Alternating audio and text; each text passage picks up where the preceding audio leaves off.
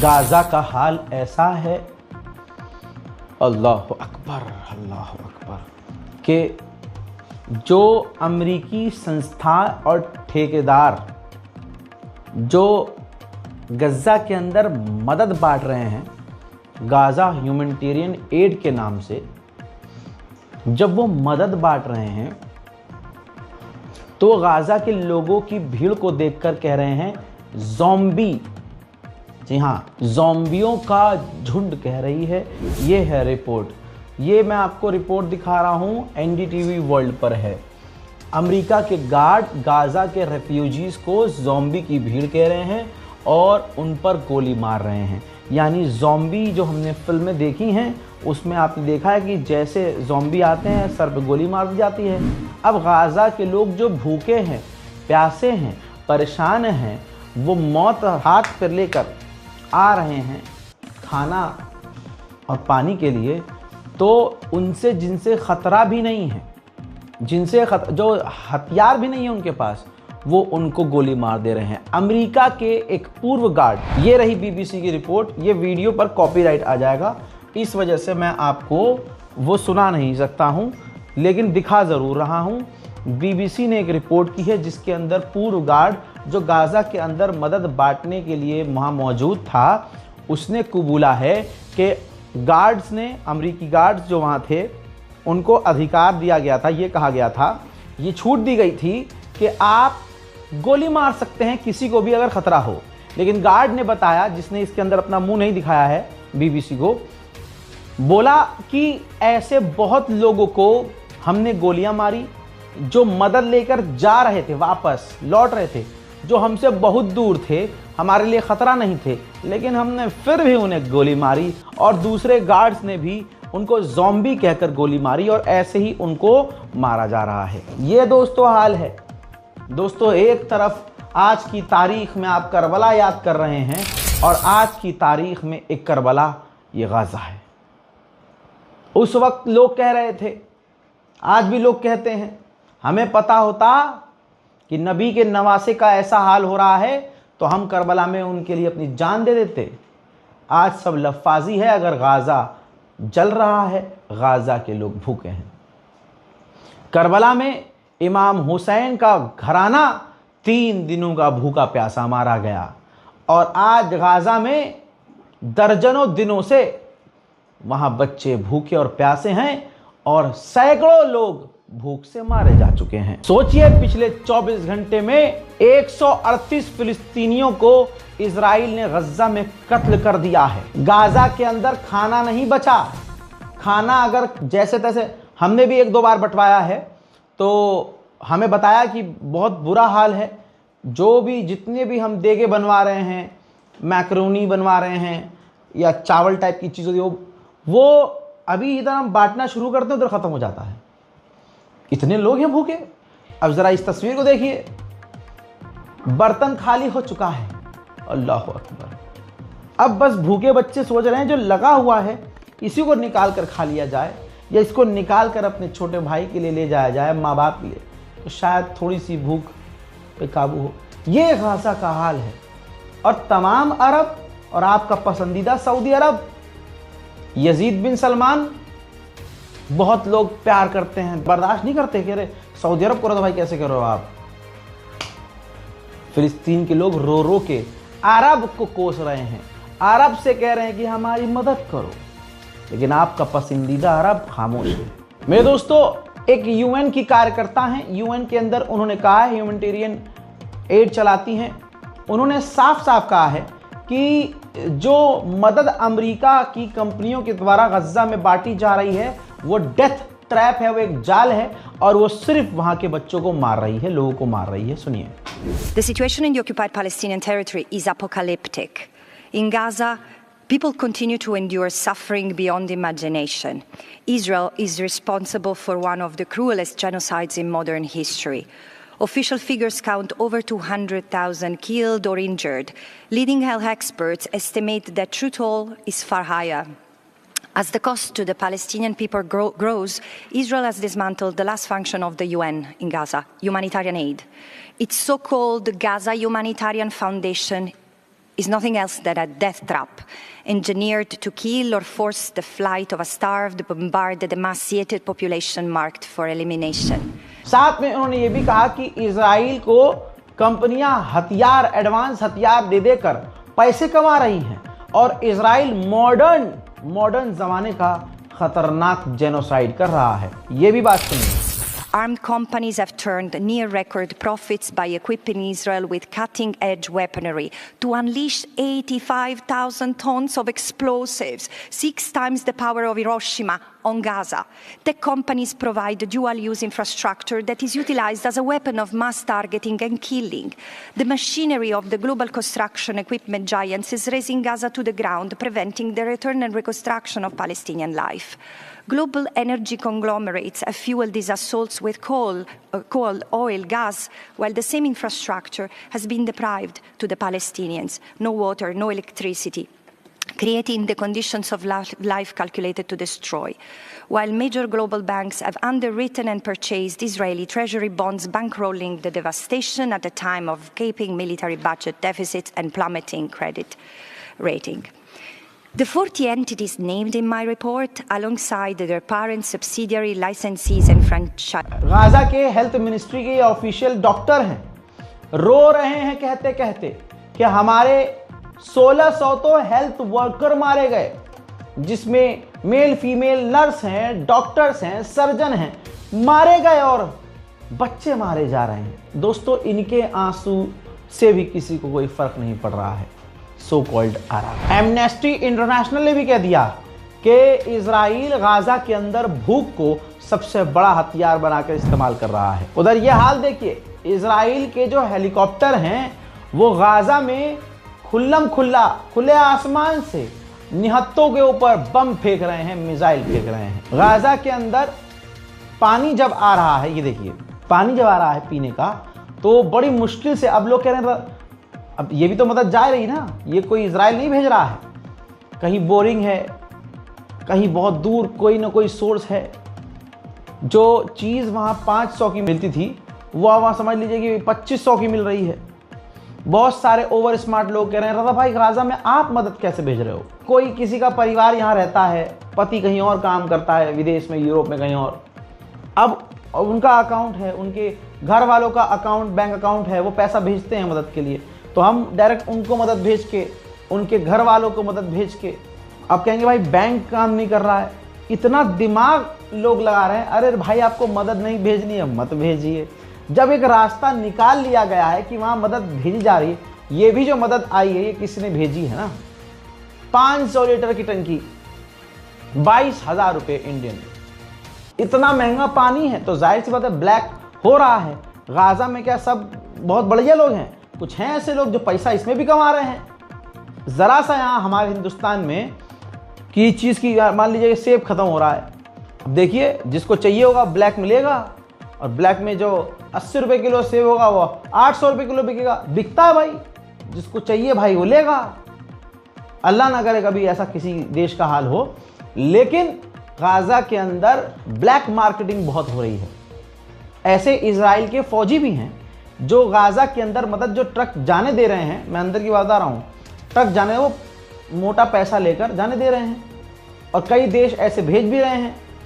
भाई यूएई है, कुछ अरब देश के बड़े अधिकारी हैं, वो 2 नंबर से जुगाड़ करके भेज रहे हैं, अंदर जा रही है मदद, लेकिन बहुत कम जा रही है। जो लोग हाईलाइट नहीं हैं, जो ऑर्गेनाइजेशन छोटी छोटी हैं, वो जो हाईलाइट्स नहीं हैं, उनके ऊपर अभी इजराइल की नज़र रही है। वो भाई छोटा छोटा काम कर रहे हैं और लोगों को छोटी छोटी मदद पहुंचा रहे हैं। नहीं तो इसमें भी लोग दिमाग लगा, नहीं भाई ये तो मदद नहीं हो सकती, ये खा रहे होंगे पैसे। भाई जेब से 2 रुपये तेरे निकलते नहीं, मस्जिद में 500 रुपये का चंदा देकर सोचता है कि मैं पर्ची भी ले लूँ, साइन ले लूँ, उस पर मस्जिद का नाम भी लिखा हो, नीचे मेरा अंगूठा भी लगा हो। मस्जिद के अंदर एक पंखा डोनेट कर देंगे तो तीनों पंखुड़ियों पे अपने बाप का नाम और अपने बाप के बाप का नाम लिखवा कर फातहे की रिक्वेस्ट उस पर लिखवा देंगे। वो जो गाजा को 2 रुपया नहीं भेज सकते, वो हर चीज़ पे ऑब्जेक्शन कर रहे हैं। भाई मदद भेजने वाले भेज रहे हैं, उनको हम पर भरोसा है, हमें अल्लाह पर भरोसा है, उन्हें भी अल्लाह पे भरोसा है। एक सीधा रास्ता हमें मिला है डायरेक्ट, हम मदद भेज रहे हैं। बहरहाल बात आई है तो ये है बारकोड, जो कभी काम करता है, एक्सेप्ट कर रहा हूं, कभी नहीं करता। मैं कहता हूं किस्मत है आपकी। अगर आप मदद भेज रहे हैं तो दोनों स्कैनर अलग अलग हैं, ट्राई दोनों पर करिएगा। नीचे वरना बैंक अकाउंट डिटेल है, आप bank account detail direct bank account में भी ट्रांसफ़र कर सकते हैं। जब आप स्कैन करेंगे तो याद रखिएगा कि बहुत लोग इस वीडियो को एडिट करके जो है अपना स्कैनर लगा रहे हैं, मैंने ये सुना है। तो आपने क्या करना है, जब आप स्कैन करेंगे ना मेरा स्कैनर, तो उसमें मेरा ही नाम आएगा, मोहम्मद रज़ा। ठीक है, थोड़ा दिमाग रखिएगा। ये ज़रा इजराइल के हमले की शिद्दत देखिए, अल्लाह अकबर। बस इजराइल ऐसे हमले कर रहा है जिससे गाज़ा की ज़मीन पर हर 10 मिनट में ज़लज़ले महसूस हो रहे हैं। जब बम गिरता है पूरी धरती हिल जाती है। इजराइल ने गाज़ा में कुछ छोड़ा नहीं है, सब तबाह व बर्बाद हो चुका है। आपको शाम गरीबा याद होगी, आपको करबला का उजड़ना याद होगा। आज की इस करबला को देखिए, गाज़ा को उजाड़ दिया गया है।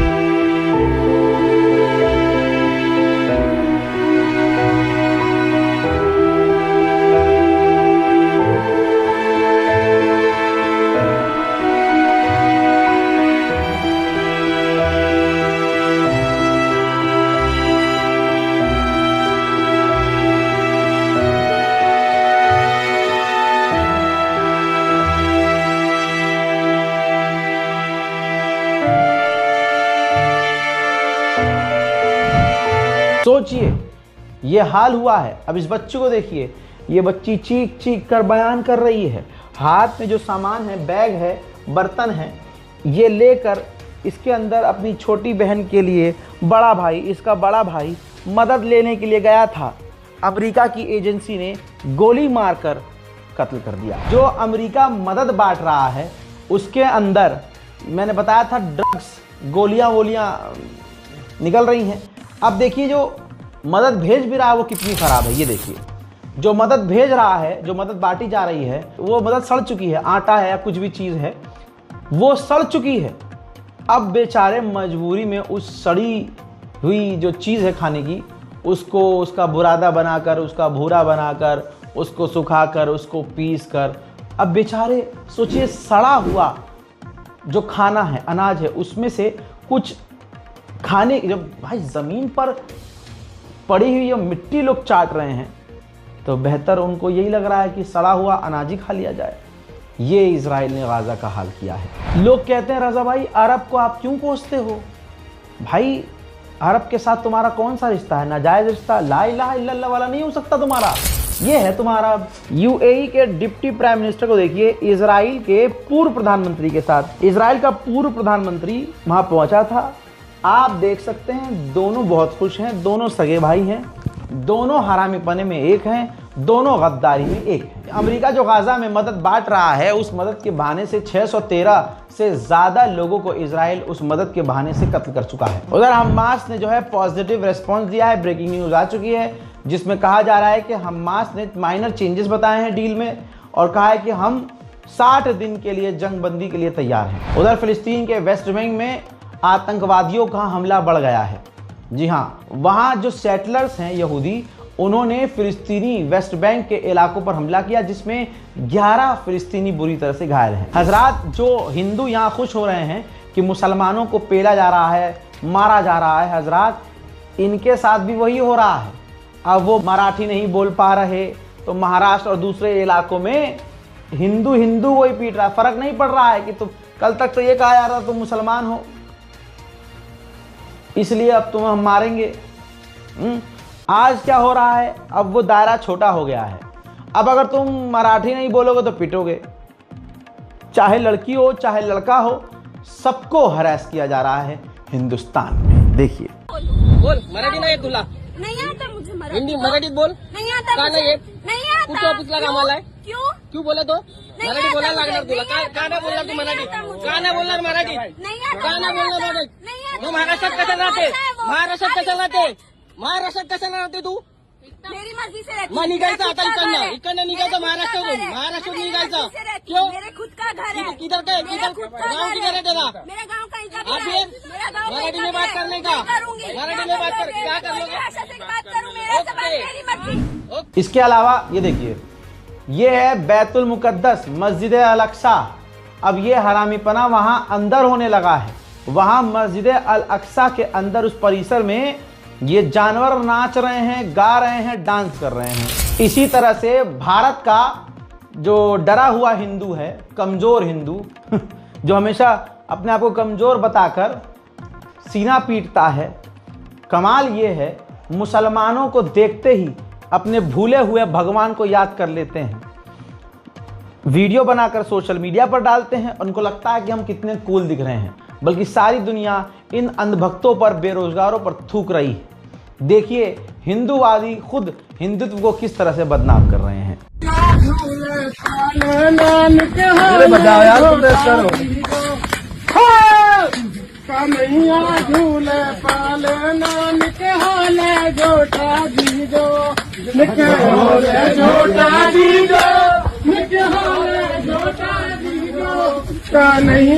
देखा आपने दोस्तों, ये अपने ही मुंह पर थूक रहे हैं और इनमें और आले यहूद में कोई फर्क नहीं है। जैसे बैतुल मुकद्दस की जमीन को कब्जाने की इजराइल कोशिश कर रहा है, भारत में बीजेपी सरकार कामयाब हो गई है। धमकाया जा रहा है, अवैध बताया जा रहा है। अब ये तस्वीर देखिए, क्या हाल है हिंदुस्तान के मुसलमानों का, कितनी बेबसी और लाचारी है। तवज्जो चाहूंगा, तस्वीर देखिए, उत्तर प्रदेश में मुस्लिम समाज खुद ही अपनी पुरानी मस्जिद, 35 साल पुरानी मस्जिद को शहीद कर रहा है।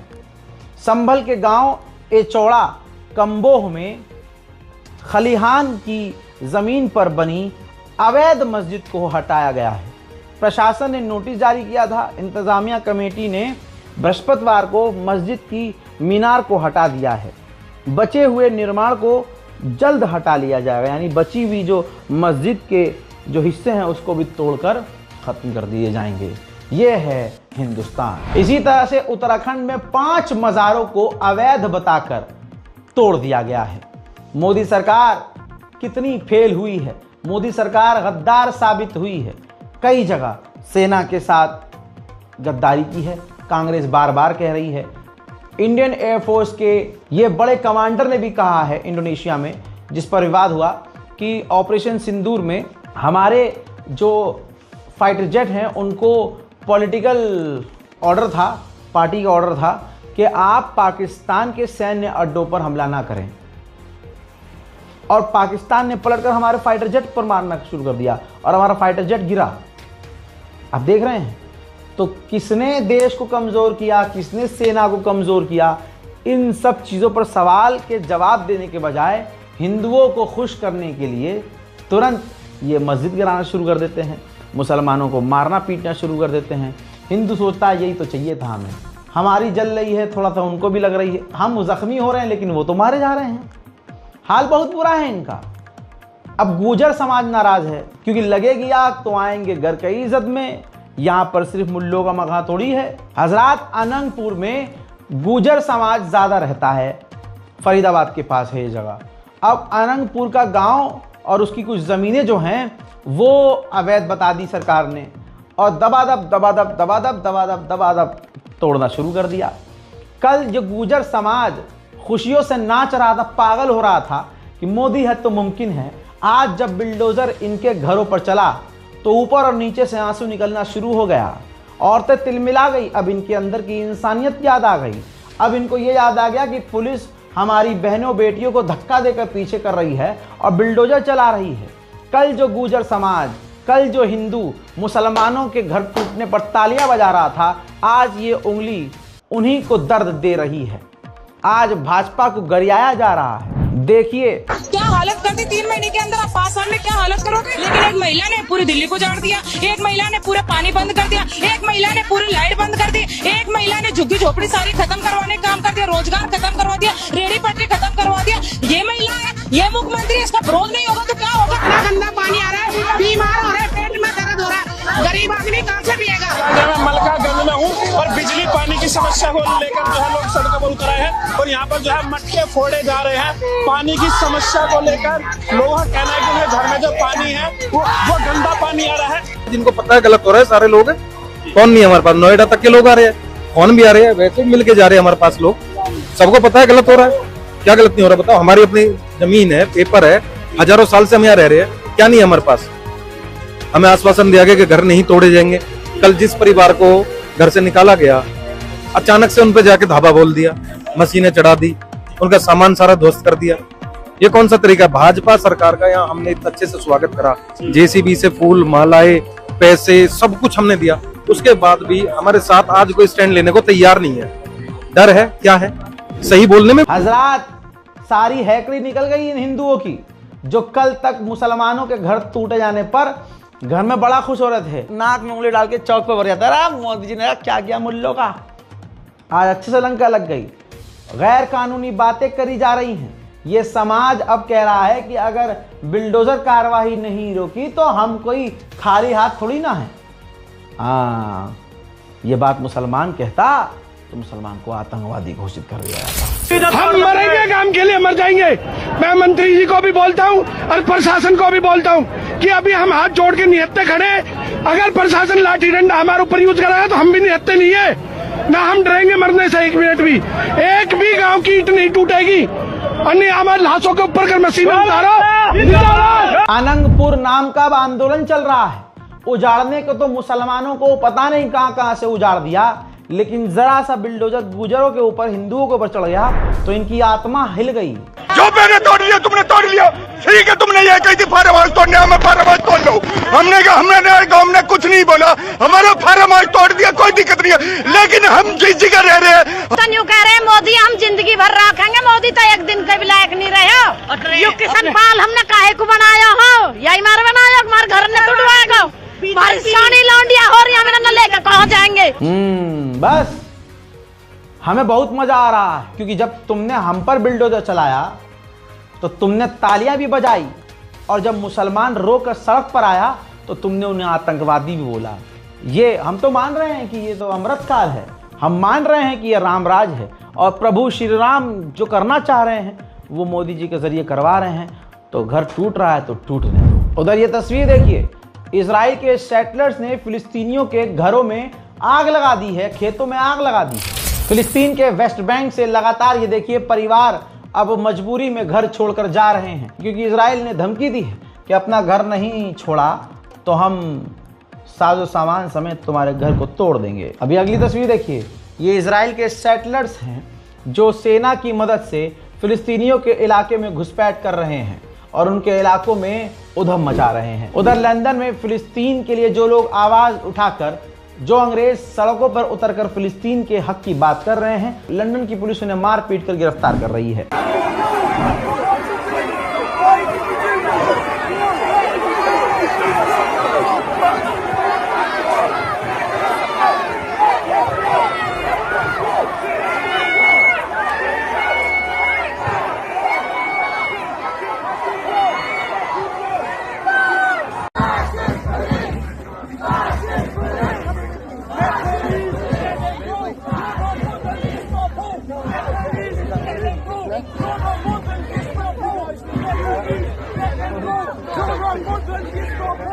गाजा के अंदर हमास की जवाबी कार्रवाई में ये 2 इजराइल के जो फौजी हैं मारे गए हैं। इजराइल ने कबूला है कि फ्रेंडली फायर में 31 इजराइल के फौजी मारे गए हैं, यानी गलती से एक दूसरे पर फायर करके 31 इजराइल के फौजी वासिले जहन्नम हुए हैं। उधर इजराइल की चपेट में जो इजराइल को पसंद करते हैं, उनके पिछवाड़े में दम नहीं है कि इस बात को कबूलें।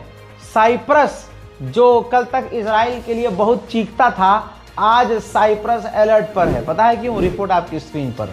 साइप्रस के अधिकारी और बड़े बड़े नेता अब ये सवाल कर रहे हैं, और अब ये बात सरकार की नज़र में आ चुकी है कि जो इजराइल के अमीर लोग हैं वो भारी मात्रा में साइप्रस के अंदर बड़ी बड़ी प्रॉपर्टीज और ज़मीन खरीद रहे हैं, यानी कब्जे की प्लानिंग। यहाँ भी जैसे फिलिस्तीन पर कब्जा किया, साले अब यहाँ कब्जा करेंगे। अब साइप्रस अलर्ट पर है। हिजबुल्लाह पर इतना दबाव है कि हिजबुल्लाह अपने कुछ ग्रुप्स और सेना के हथियार सरेंडर करवाने के लिए, हथियार डालने के लिए राजी हो गया है। हजरात, फिलहाल की इस गाजा स्पेशल रिपोर्ट में इतना ही। इस बारकोड का इस्तेमाल करके गाजा और फिलिस्तीन की मदद के लिए दिल करे तो आगे आइएगा अदरवाइज़ दुआ ज़रूर कीजिएगा और अपनी दुआओं में हमें याद रखिएगा। एक बात और, जब आप गाज़ा के लिए UPI करें तो जो UPI के साथ डिटेल डालने का ऑप्शन होता है ना, उसमें गज़ा या फ़िलिस्तीन ज़रूर लिखें। मैं हूं रज़ा और आप देख रहे थे रज़ाग्राफ़ी। जय हिंद।